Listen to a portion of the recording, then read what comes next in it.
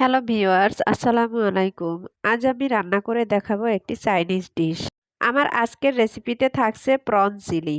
এটা কিন্তু আমরা অনেক পয়সা খরচ করে রেস্টুরেন্টে খেয়ে থাকি। এই ডিশটা রান্না করা কিন্তু অনেক সহজ। আমরা যদি এটা বাসায় তৈরি করি তাহলে বাইরে আর এত পয়সা খরচ করে কিনে খেতে হবে না।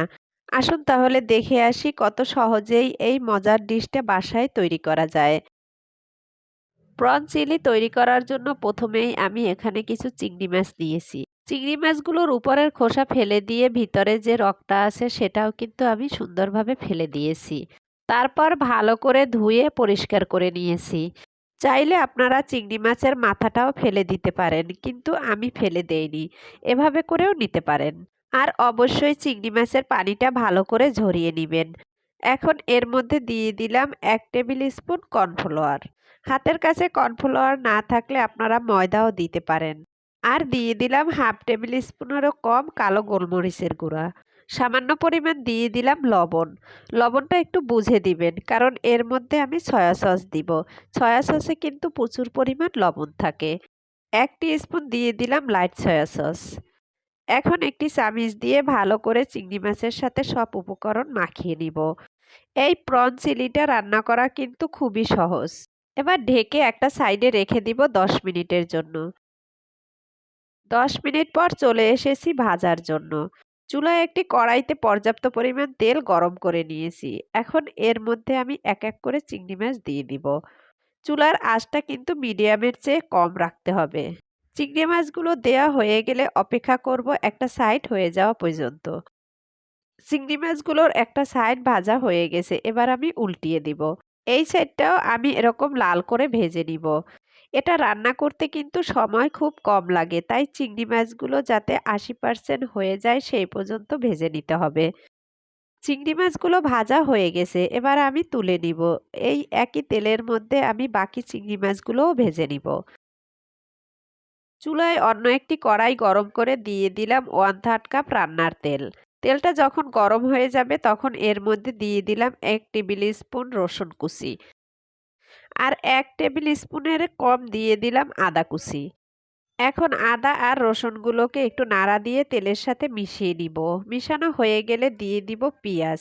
আমি এখানে হাফ কাপের মতো পেঁয়াজ দিয়েছি। পেঁয়াজগুলো এভাবে একটু বড় বড় করে কেটে নিয়েছি। এখন এর মধ্যে দিয়ে দিব 2 ধরনের ক্যাপসিকাম। আমি লাল আর সবুজ ক্যাপসিকাম সমপরিমাণ নিয়েছি, হাফ কাপের একটু বেশি নিয়েছি। প্রথমেই আমি সবুজ ক্যাপসিকাম দিয়ে দিলাম। তারপর আমি লাল ক্যাপসিকামগুলো দিয়ে দিলাম। এখন সব কিছুকে একটু নাড়া দিয়ে মিশিয়ে নিব। ভিউয়ার্স, আমার রান্না যদি আপনাদের কাছে ভালো লেগে থাকে তাহলে আমার চ্যানেলটি প্লিজ সাবস্ক্রাইব করুন। দিয়ে দিলাম ভেজে রাখা চিংড়ি মাছ।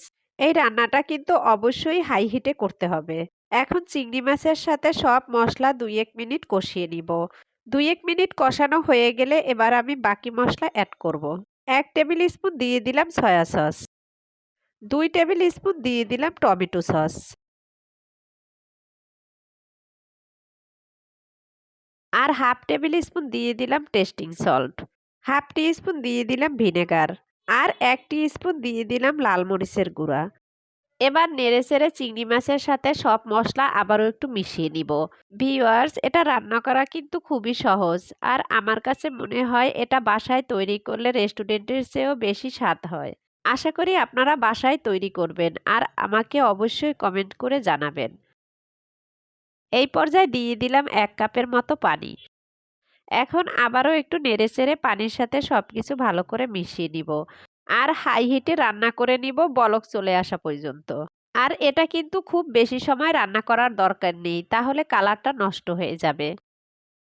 এই পর্যায়ে আমি 1 টেবিল স্পুন কর্নফ্লাওয়ার অল্প একটু পানি দিয়ে গুলিয়ে নিয়েছি। এখন আমি সেটা দিয়ে দিলাম। আর দিয়ে দিলাম হাফ টেবিল স্পুনেরও কম কালো গোলমরিচের গুঁড়া। ঝালটা আপনারা আপনাদের স্বাদ মতো দিয়ে নিবেন। দিয়ে দিলাম 1 স্পুন চিনি। সামান্য পরিমাণ দিয়ে দিলাম লবণ। লবণটা একটু বুঝে দিতে হবে, কারণ আমি চিংড়ি মাছের মধ্যেও কিন্তু লবণ দিয়েছি। 2টা দিয়ে দিলাম কাঁচামরিচ ফালি। আর হাফ কাপের মতো দিয়ে দিলাম পেঁয়াজের কলি। এখন সব কিছুকে ভালো করে নাড়া দিয়ে মিশিয়ে নিব। আর অপেক্ষা করব আরও 2-3 মিনিট। ঝোলটা শুকিয়ে ঘন হয়ে গিয়েছে। আর প্রন চিলি রান্নাটাও কিন্তু প্রায় শেষ। এখন আমি চুলা থেকে নামিয়ে আপনাদেরকে পরিবেশন করে দেখাচ্ছি। সবকিছু রেডি থাকলে ৮ থেকে ১০ মিনিটেই এই প্রন চিলিটা রান্না করা সম্ভব। এত কম সময় এত মজাদার একটি রেসিপি আশা করি আপনারা বাসায় একবার হলেও ট্রাই করবেন। এতক্ষণ কষ্ট করে আমার ভিডিও দেখার জন্য সবাইকে ধন্যবাদ। সবার জন্য দোয়া রইলো। আর হ্যাঁ, অবশ্যই আমার জন্য দোয়া করবেন। আজ তাহলে এ পর্যন্তই। আল্লাহ হাফেজ।